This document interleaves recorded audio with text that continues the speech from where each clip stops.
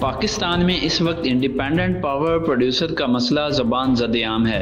बिजली पैदा न करने के बावजूद IPPs को अरबों रुपए की अदायगियों की वजह से पाकिस्तान में इंडस्ट्री बंद होना शुरू हो गई है। आम सार्फिन अपनी बुनियादी ज़रूरियात पूरी करने से कासिर हैं, क्योंकि एक आम आदमी की माहाना आमदनी बिजली के बिलों की नज़र हो जाती है। एक मोहतात अंदाजे के मुताबिक इस वक्त पाकिस्तान में 104 इंडिपेंडेंट पावर प्रोड्यूसर्स काम कर रहे हैं, जिनमें से 52% सरकार के ज़ेरे कंट्रोल हैं। पाकिस्तान में 50% से ज्यादा ऐसे IPPs हैं जो 10% से कम बिजली पैदा कर रहे हैं। 4% IPPs बगैर सिंगल यूनिट बिजली पैदा किए कैपेसिटी पेमेंट्स की मद में सालाना अरबों रुपए हड़प कर रहे हैं। अब इस सारी सूरत हाल में पाकिस्तान में महंगी बिजली की वजह से सनतकारों और आम आदमी शदीद अजियत से दो चार है। माहिर मुआशियात मंजूर अल हक मलिक का कहना है, IPPs के साथ खुफिया माहिदों की वजह से इस वक्त रियासत और अवाम दोनों मुश्किलात से दो चार हैं। महंगी बिजली से इंडस्ट्री मुतासिर हुई और इंडस्ट्री मुतासिर होने से लोगों का रोजगार मुतासिर हुआ है। जो इंसानों की क़ुव्वत खरीद थी, जिससे उसने को कारोबार करना था, जिससे उसने लिबास पहनना था, जिससे उसने अपने बच्चों को पढ़ाना था, वो सारा पैसा उसका बिजली के अकाउंट में चला गया। अब बिजली के नाम के ऊपर आपने टैक्सेशन को मल्टीप्लाई कर दिया। टैक्स करके आपने हाई टैक्सेशन जो है वो वहाँ से निकालनी शुरू कर दी, जिसका आपने रिफंड भी नहीं देना और जिसकी कोई अकाउंटेबिलिटी भी नहीं है कि किस क्लास ने कितना टैक्स दिया। तो इससे इंडस्ट्री मुतासर हो गई। इंडस्ट्री जब मुतासर हुई तो लोगों का रोज़गार का मौके कम हो गया।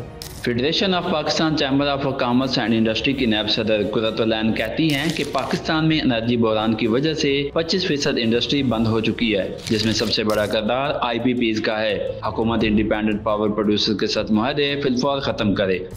आप देखिए कि 2015 में हम 13,000 मेगावाट बिजली पैदा कर रहे थे और उसके अगेंस्ट हम कैपेसिटी चार्जेस जो दे रहे थे वो 200 अरब थे, और इस वक्त भी हमारी नीड जो है वो 13,000 मेगावाट है और हम 2,000 अरब कैपेसिटी चार्जेस दे रहे हैं। तो is it a fair deal? So हमारी तो इंडस्ट्री की आवाज़ इस चीज़ पे है कि this is not only industry issue, it is the domestic issue.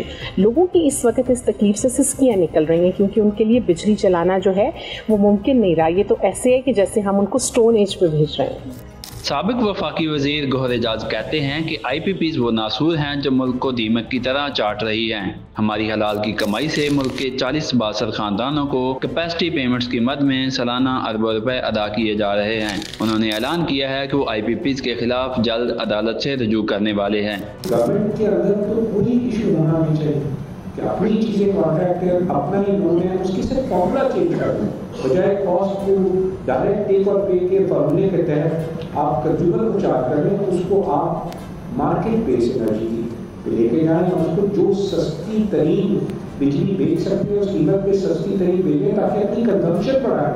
हम अपनी कंजम्पशन को कंटेन कर लें, हम केक को बड़ा करने के बजाय इकोनॉमी को ग्रो कराएं, हम श्रिंक करने की तरफ आ रहे हैं। IPPs को कैपेसिटी पेमेंट्स की मद में अरबों रुपए की अदायगियों का बोझ आम आदमी पर आने से पूरी कौम सरापा एहतजाज है और हुकूमत से मुतालबा कर रही है कि हुकूमत IPPs के साथ मुआहदों पर नज़रसानी करके बिजली की कीमतों में कमी लाए।